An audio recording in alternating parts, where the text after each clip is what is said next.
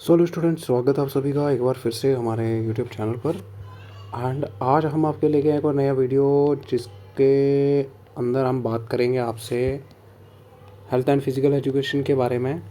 और यहाँ पे जो आज का हमारा टॉपिक रहने वाला है वो रहेगा हमारा 2.2, ठीक है, यूनिट सेकंड का। और इसका 2.1 भी हम बना रहे हैं, ठीक है, वो भी आप तक जल्दी पहुँच जाएगा।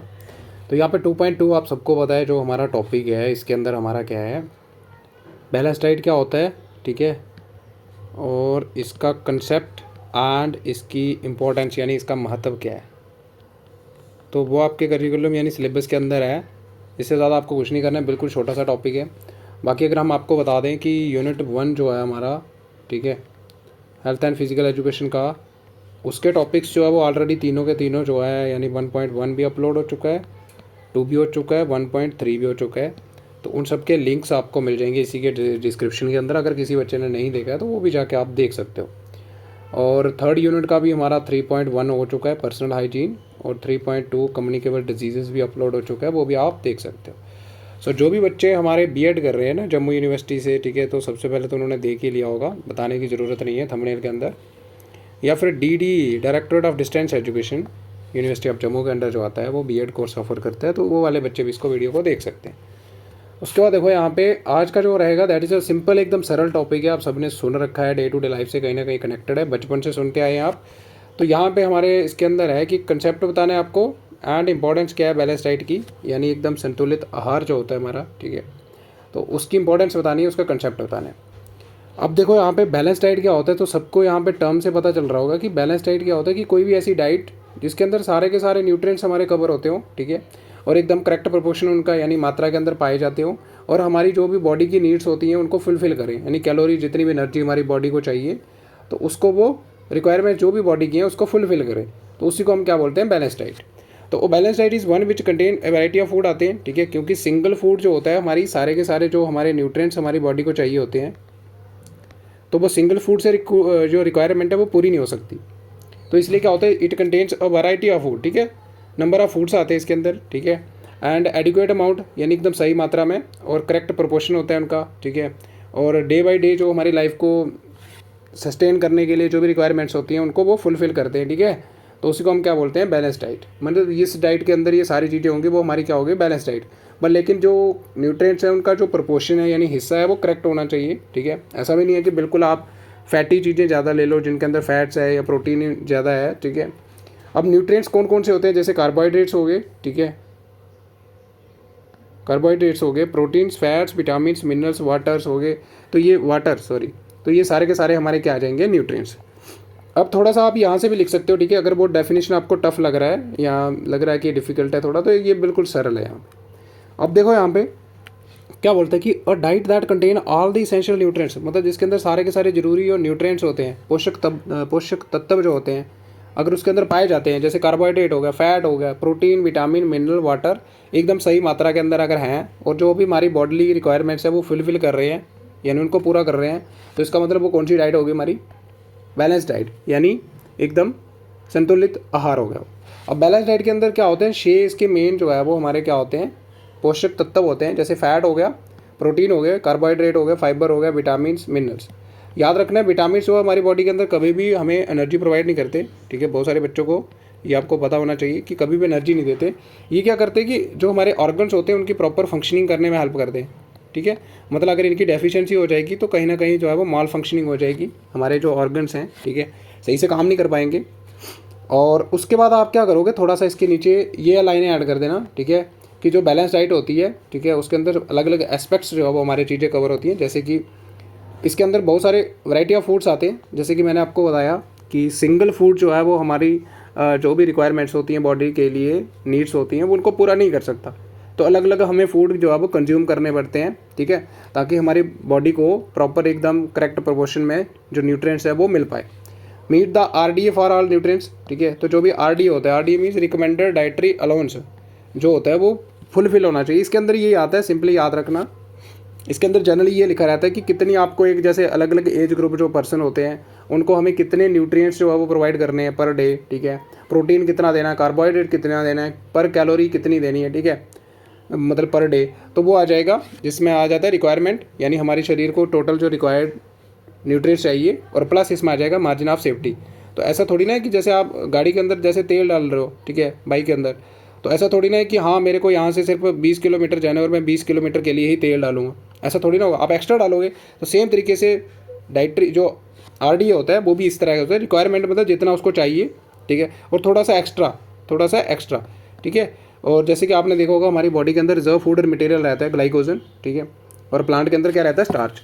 और जब भी हमारी बॉडी में क्या होता है, ग्लूकोज की कमी हो जाती है, तो ग्लाइकोजन अगेन ब्रेक हो जाता है किसमें, ग्लूकोज में, और उसकी मात्रा को पूरी करता है, ऊर्जा या RDA, ठीक है। उसके बाद देखो इसके अंदर सारे के सारे न्यूट्रिएंट्स आते हैं, ठीक है, और एकदम करेक्ट प्रोपोर्शन होता है, उनका हिस्सा होता है, यानी एकदम मात्रा में होते हैं। सेफ्टी मार्जिन फॉर न्यूट्रिएंट्स ये वही हो गया। और promote and preserve good health को प्रमोट करते हैं, ठीक है, उसको प्रिजर्व करते हैं। Maintain acceptable body weight for height, मतलब हाइट के हिसाब से आपका जो एक बॉडी वेट है उसको भी प्रॉपर मेंटेन रखते हैं, ऑप्टिमम, ठीक है। तो ये कुछ चीज़ें लिख दोगे आप इसमें। फिर आप थोड़ा सा न्यूट्रिशन की डेफिनेशन लिखोगे, ठीक है। तो जैसे कि सबको पता है न्यूट्रिशन क्या होता है, एक ऐसी प्रक्रिया होती है, ठीक है, जिसमें कोई भी ऑर्गेनिज्म जो है वो फूड को इनटेक कर रहा है, यानी अपनी बॉडी के अंदर ले रहा है, ठीक है, फिर उसको डाइजेस्ट कर रहा है, ठीक है, उसका पाचन हो रहा है, देन उसको प्रॉपरली यूटिलाइज कर रहा है यानी एसिमिलेट कर रहा है। तो इसी पूरे प्रोसेस को हम क्या बोलते हैं, न्यूट्रिशन। अब एसिमिलेशन क्या होता है कि जैसे आप सबने सुना होगा कि कोई भी फूड अगर आप कोई बंदा खाता है, ठीक है, तो उसका क्या होता है कि उसके अलग अलग कंपोनेंट होते हैं। जैसे कार्बोहाइड्रेट हमारा, ठीक है, कोई भी कार्बोहाइड्रेट हम कंज्यूम कर रहे हैं, ठीक है, या प्रोटीन कंज्यूम कर रहे हैं, ठीक है, तो क्या ये ऐसा ही पूरा का पूरा प्रोटीन ही ब्लड में चला जाएगा? नहीं, ये पहले ब्रेक होगा, डाइजेस्ट होगा। तो प्रोटीन किससे बना होता है, अमीनो एसिड से बना होता है, ठीक है।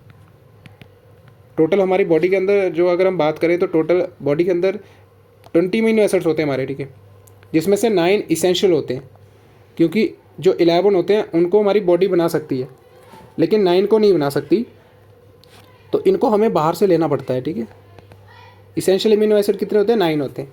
बाकी याद रखने की ज़रूरत नहीं है कि कौन कौन से होते हैं, वेलाइन नाम छोड़ो, ठीक है।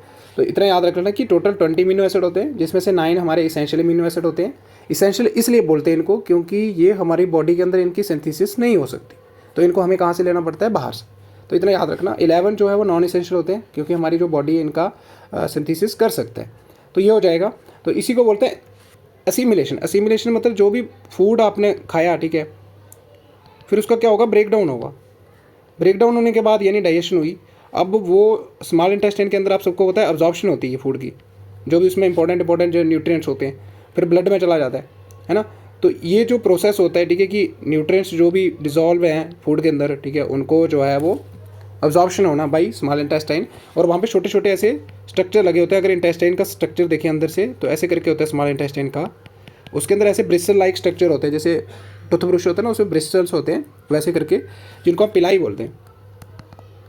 तो ये क्या करते हैं, अब्जॉर्ब करते हैं, ठीक है। तो इसी प्रोसेस को बोलते हैं एसिमिलेशन। तो वही आ जाएगा कि पूरी एक प्रक्रिया होती है जिसमें खाना को खाया जाता है, खाने को, ठीक है, फिर उसका डाइजेशन होता है, फिर उसका प्रॉपर यूटिलाइजेशन होता है। यूटिलाइजेशन वही आ गया कि एनर्जी वगैरह प्रोवाइड की जाती है बाद में। तो इसी प्रोसेस को हम बोलते हैं न्यूट्रिशन। अब फूड क्या होता है, व्हाट इज़ फूड? तो देखो फूड कोई भी चीज़ हो सकती है, सॉलिड हो सकता है, लिक्विड हो सकता है, ठीक है, और जिसको हम खाते हैं, निगलते हैं। स्वेलो क्या होता है, निगलना, अंदर निगलना, है ना। फिर डाइजेशन होती है उसकी, फिर असिमिलेशन होती है बॉडी के द्वारा, और फिर हमें इसेंशियल न्यूट्रिएंट जो है वो प्रोवाइड करता है वो, या फिर एनर्जी प्रोवाइड करता है। तो उसी को हम क्या बोलते हैं, फूड। ये थोड़ा सा आप लिख लोगे, देखो एकदम प्रॉपर सिस्टमेटिक तरीके से आपकी चीज़ें बन जाएंगी। और जैसे मैंने लिखा है वैसे लिख के आ जाओ, ठीक है। तो बैलेंस डाइट हो गया था, 6 इंपॉर्टेंट इसके कंपोनेंट होते थे, ठीक है। अब देखो क्या होता है कि बैलेंस डाइट के अंदर क्या होता है कि कुछ न्यूट्रिएंट्स जो होते हैं ना वो हमें कम क्वांटिटी में चाहिए, ठीक है, और कुछ जो है वो हमें ज़्यादा क्वांटिटी में चाहिए। जो ज़्यादा क्वांटिटी में चाहिए उसको होते हैं, उनको हम क्या बोलते हैं, मैक्रोन्यूट्रिएंट्स। क्या बोलते हैं, मैक्रोन्यूट्रिएंट्स, जो ज़्यादा मात्रा में चाहिए। माइक्रो को हम दूसरा नाम होता है ट्रेस न्यूट्रिएंट्स भी बोलते हैं, जो बिल्कुल कम मात्रा में चाहिए होते हैं हमारी बॉडी के अंदर, ठीक है। तो उनको हम क्या बोलते हैं, माइक्रो न्यूट्रिएंट्स। तो इन दोनों को मिला के हम क्या बोलते हैं, न्यूट्रिटिव कंपाउंड्स बोलते हैं, ये कंपोनेंट बोलते हैं बैलेंस डाइट की, ठीक है, याद रखना। अब मैक्रो की बात करें तो पहले तो आप ये चार्ट बना देना एक छोटा सा इसका, ठीक है। ये देखो फूड का लिख देना थोड़ा, ठीक है। फूड हमें क्या करता है, एनर्जी देता है, ठीक है, हमारे शरीर को, ठीक है। Growth and repair of body, ठीक है। Protect the body from disease से प्रोटेक्ट करता है। रेगुलेट बॉडी फंक्शन जो है उनको रेगुलेट करता है, ठीक है। और इसेंशियल न्यूट्रिएंट्स जो है वो प्रोवाइड करता है, जैसे protein, carbohydrates, vitamin, fat, fibres. ये सारी चीज़ें हमें कहाँ से मिलती हैं, फूड से। तो ये आप फूड के नीचे जो है थोड़ा सा लिख सकते हो, ठीक है। उसके बाद देखो यहाँ पे ये थोड़ा सा आप इसका बना लोगे, ठीक है, चार्ट। जैसे मैक्रोन्यूट्रिएंट्स, ठीक है, और माइक्रोन्यूट्रिएंट्स। तो जैसे कि मैंने आपको बताया कि जो मैक्रोन्यूट्रिएंट्स होते हैं ये ज़्यादा क्वांटिटी में चाहिए होते हैं बॉडी को, ठीक है, और जो हमारे माइक्रोन्यूट्रिएंट्स होते हैं ये क्या करते हैं, स्मॉल क्वांटिटी में चाहिए होते हैं हमारे शरीर को, ठीक है। जैसे देख लो यहाँ पे मिनरल्स हो गए, जैसे आयोडीन हो गया, आयरन हो गया, कैल्शियम हो गया, आयरन फिर से लिख दिया, ठीक है। तो ये क्या होते हैं, स्मॉल क्वांटिटी में चाहिए होते हैं, ठीक है, याद रखना, ठीक है। और कुछ मिनरल्स ज़्यादा क्वांटिटी में भी चाहिए होते हैं, ठीक है, तो वो भी हम देखेंगे नीचे। फिर विटामिन हो गया जैसे, ठीक है, और फिर हमारे आ जाएंगे फाइबर ROH, ठीक है, रफेज बोलते हैं इसको, ROUGHAGE। और बाकी आ जाएंगे कार्बोहाइड्रेट, प्रोटीन, फैट, वाटर। अब यहाँ पे एक चीज़ आती है, ठीक है, कि विटामिन जो है वो हमारे एनर्जी नहीं देते, याद रखना। मैंने जैसे बताया कि विटामिन हमें कभी एनर्जी प्रोवाइड नहीं करते, ये नॉर्मल फंक्शनिंग जो होती है बॉडी की उसको मेंटेन रखने में हेल्प करते हैं, ठीक है, विटामिन। अब विटामिन भी हमारे दो प्रकार के होते हैं, ठीक है, एक तो होते हैं वाटर सॉल्युबल, ठीक है, दूसरे होते हैं फैट सॉल्युबल, ठीक है। वाटर सॉल्युबल मीन पानी में डिसॉल्व हो जाते हैं, ये पानी में डिसॉल्व नहीं होते। तो ऐसे याद रखना, विटामिन जो फैट सॉल्युबल होते हैं उसको बोलते हैं हम कीड़ा। क्या रखना है, विटामिन KEDA। और डी हमारा कहाँ बनता है, स्किन में बनता है, ये आप सबको पता है, ठीक है। तो ये याद रखना, तो कीड़ा जो है वो पानी में डिसॉल्व नहीं होता है, ऐसे याद रखना। तो फैट सॉल्युबल कौन से हो गए, कीड़ा, और जो पीछे दो बचे B और C ये हो जाएंगे वाटर सॉल्युबल। तो ये याद रख लेना थोड़ा सा। बाकी मैंने बता दिया माइक्रोन्यूट्रिएंट्स क्या होते हैं, मैक्रो क्या होते हैं, ये इसका थोड़ा सा चार्ट लिख के आ जाओगे आप, ठीक है। बाकी अगर इनके बारे में आपको थोड़ा थोड़ा लिखना होगा तो वो भी लिख सकते हो। जैसे कार्बोहाइड्रेट सबको पता है, ठीक है, देखा होगा आपने, जो स्पोर्ट्स पर्सन होते हैं उनको ग्लूकोज दिया जाता है। अब ग्लूकोज क्यों दिया जाता है, क्योंकि ग्लूकोज जो है सबको पता है कि जो कार्बोहाइड्रेट होता है उसकी डाइजेशन सबसे पहले शुरू होती है। और अगर हम बात करें उसकी डाइजेशन कहाँ से शुरू हो जाती है, माउथ से शुरू हो जाती है, ठीक है। माउथ के अंदर हमारे एक एंजाइम होती है अमाइलेज, ठीक है, याद रखना। तो यहीं से उसका डाइजेशन शुरू हो जाता है और ग्लूकोज जो है वो जल्दी डाइजेस्ट हो जाता है और जल्दी अब्जॉर्ब हो जाता है, ठीक है, एसिमिलेट हो जाता है। इसीलिए जो है स्पोर्ट्स पर्सन जो होते हैं ग्लूकोज दिया जाता है, ये याद रखना, ठीक है। CHO कंपाउंड होते हैं, C means carbon, hydrogen, oxygen से बने होते हैं, ठीक है। क्योंकि एनर्जी फूड होते हैं एकदम से, क्योंकि मैंने बोला माउथ के अंदर ही डाइजेशन शुरू हो जाती है इनकी। और मिल्क हो गया, मिल्क प्रोडक्ट, लिग्यूम्स हो गए जैसे पल्सेस वगैरह, ग्रेन्स वगैरह इसके अंदर आ जाएगा। और मोस्ट इंपॉर्टेंट लाइन ये लिखी हुई है कि 4 कैलोरी पर ग्राम हमें ये प्रोवाइड करते हैं एनर्जी, याद रखना, ठीक है। कितनी, 4 कैलोरी पर ग्राम। और सेम तरीके से प्रोटीन भी हमें कितने देते हैं, ये भी हमें 4 कैलोरी पर ग्राम ही एनर्जी प्रोवाइड करते हैं, ठीक है। तो यहाँ पे लिखा होगा, ये देखो, 1 gram protein provide 4 calories, same तरीके से। अब प्रोटीन किसके बने होते हैं, अमीनो एसिड के। 20 टोटल अमीनो एसिड हैं, जिसमें से मैंने बताया 9 हमारे इसेंशियल अमीनो एसिड हैं, ठीक है। तो ये भी आप लिख दोगे। उसके बाद जैसे मिल्क हो गया, cheese, pulses, peanut, fish, meat etcetera, ये इसके सोर्सेस होते हैं, ठीक है। और structure and perform various bodily function, आप सबको पता है, जो हमारे ढांचे होते हैं, संरचनाएं होती हैं, जैसे मसल हो गया, सारे के सारे कौन बनाता है, प्रोटीन्स। बहुत सारे प्रोटीन होते हैं, हड्डियाँ ज्वाइन करनी है, कोलेजन फाइबर होता है, प्रोटीन है, ठीक है। उसके बाद देखो, डाइजेशन में हेल्प करता है, मूवमेंट में हेल्प करता है, स्ट्रक्चर बनाने में और सपोर्ट करने में भी हेल्प करता है, क्या, प्रोटीन्स। उसके बाद याद रखना, मैसेंजर की तरह भी काम करता है, ठीक है, और सेलुलर कम्युनिकेशन में भी काम करता है। उसके बाद देखो फैट्स आ जाएंगे, ठीक है। और फैट्स की अगर हम बात करें तो किससे बने होते हैं ये फैट्स, किससे बने होते हैं, तो देख लो यहाँ पे फैट्स बने होते हैं हमारे फैटी एसिड से, और प्लस होता है ग्लिसरॉल। तो लिखने की ज़रूरत नहीं है, वैसे याद रख लो किससे बने होते हैं, फैटी एसिड प्लस ग्लिसरॉल से होते हैं। फैटी एसिड जो है वो अब्जॉर्ब हो जाता है, ग्लिसरॉल कभी अब्जॉर्ब नहीं होता हमारे इंटेस्टाइन के अंदर, ठीक है।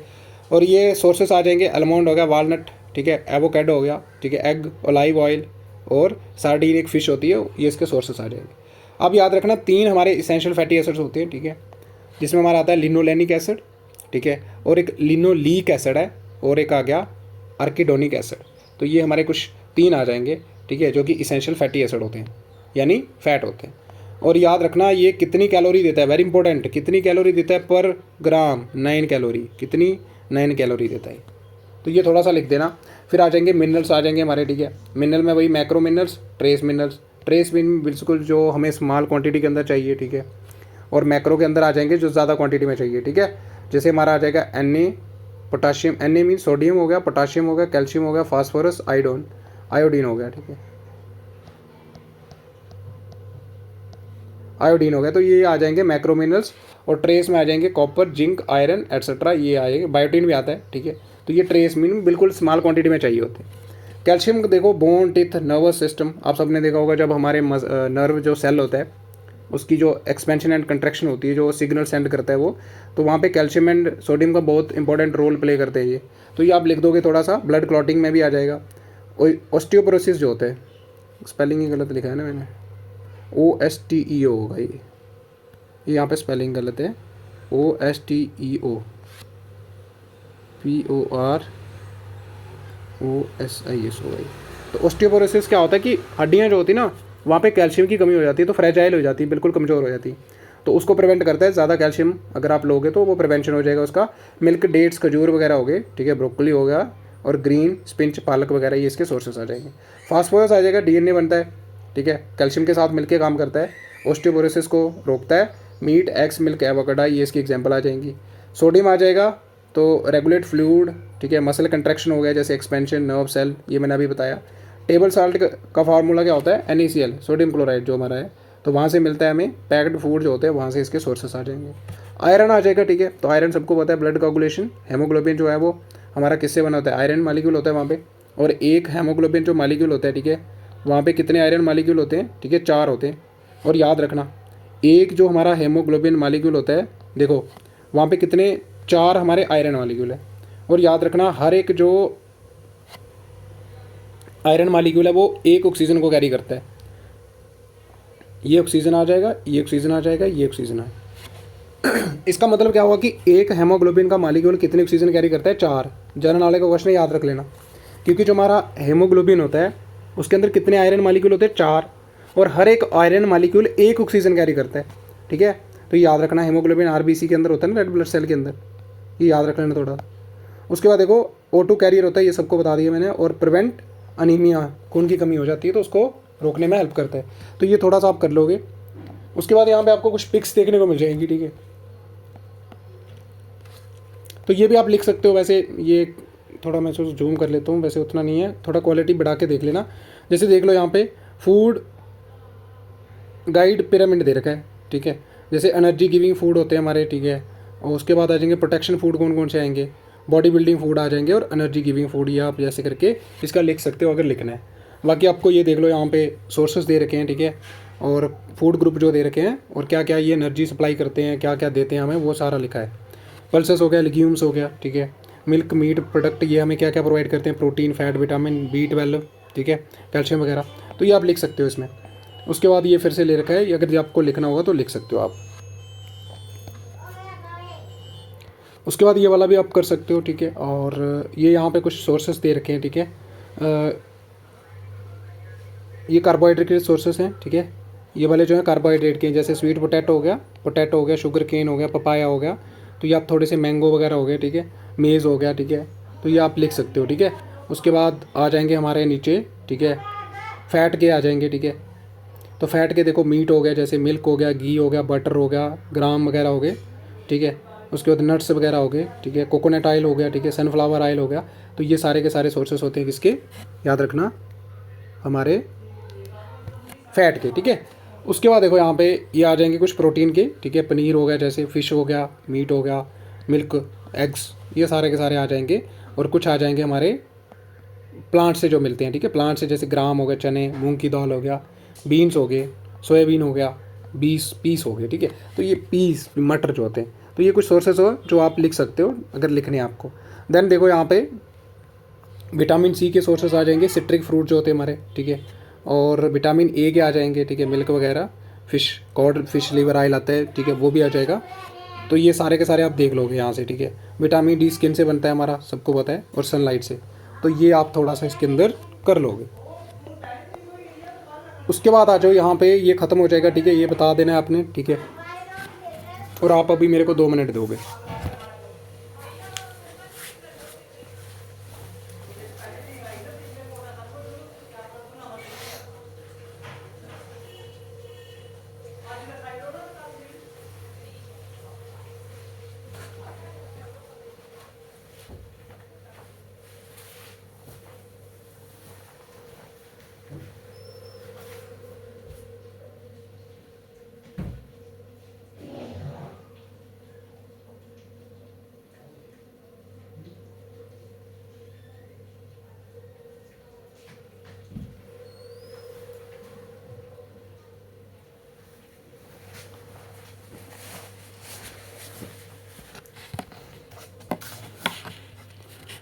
तो यहाँ तक हमने कर लिया, ठीक है। माइक्रो मैक्रो क्या होता है ये थोड़ा सा आप लिख दोगे, ठीक है, जो आपको अच्छा लगे। और फाइबर और हवेज का काम क्या होता है कि ये वाटर जो है ना, वाटर का जो अब्जॉर्प्शन है उसको मेंटेन रखते हैं, यानी वाटर लेवल, ठीक है, याद रखना। फाइबर दलिया वगैरह खाते हो ना आप, तो ये उसका काम करते हैं, ठीक है, ये कर लेना थोड़ा सा। उसके बाद इंपॉर्टेंस क्या है बैलेंस डाइट की, ठीक है, तो ये आपके करिकुलम यानी सिलेबस के अंदर है, ठीक है। क्या महत्व है इसका बैलेंस डाइट का, एकदम जो हमारा बैलेंस डाइट होते हैं, ठीक है, तो उसका क्या महत्व है।